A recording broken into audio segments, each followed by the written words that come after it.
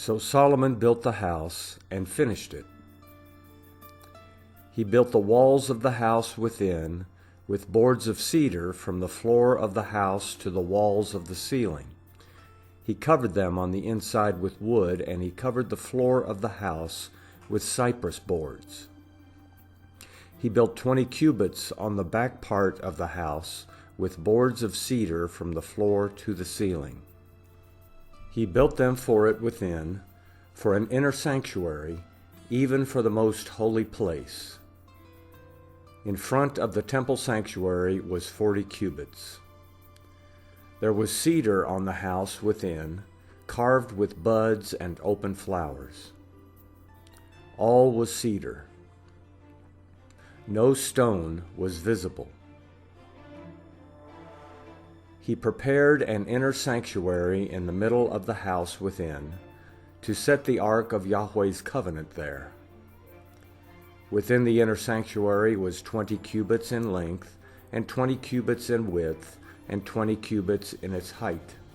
And he overlaid it with pure gold, and he covered the altar with cedar.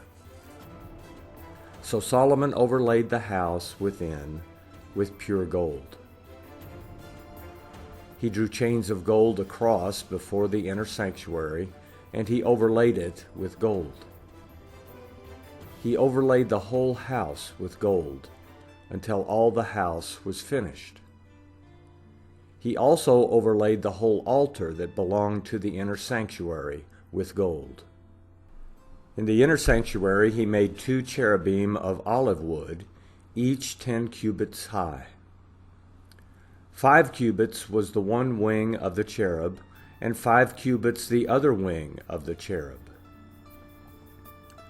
From the tip of one wing to the tip of the other was 10 cubits. The other cherub was 10 cubits. Both the cherubim were of one measure and one form. One cherub was 10 cubits high, and so was the other cherub. He set the cherubim within the inner house. The wings of the cherubim were stretched out, so that the wing of one touched the one wall, and the wing of the other cherub touched the other wall, and their wings touched one another in the middle of the house. He overlaid the cherubim with gold. He carved all the walls of the house around with carved figures of cherubim, palm trees, and open flowers inside and outside. He overlaid the floor of the house with gold inside and outside. For the entrance of the inner sanctuary he made doors of olive wood. The lintel and the doorposts were a 5th part of the wall. So he made 2 doors of olive wood, and he carved on them carvings of cherubim, palm trees, and open flowers, and overlaid them with gold. He spread the gold on the cherubim and on the palm trees. He also did so for the entrance of the temple doorposts of olive wood, out of a 4th part of the wall, and 2 doors of cypress wood. The 2 leaves of the one door were folding, and the 2 leaves of the other door were folding. He carved cherubim, palm trees, and open flowers, and he overlaid them with gold fitted on the engraved work. He built the inner court with 3 courses of cut stone and a course of cedar beams.